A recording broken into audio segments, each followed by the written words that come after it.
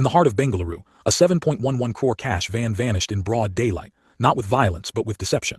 A group posing as RBI and income tax officials intercepted the CMS van near Ashoka Pillar. They flashed IDs, claimed it was a surprise audit, and calmly asked the guards to step out. The van was taken without resistance. Inside, the CCTV system had been disabled. No panic button was pressed. No distress call made. This wasn't a robbery, it was a surgical hijack. The van was later found abandoned. Empty. Clean. No fingerprints. The robbers used a Toyota Innova and disappeared within minutes. Bengaluru police now admit protocols were breached and suspect insider involvement. The city is stunned.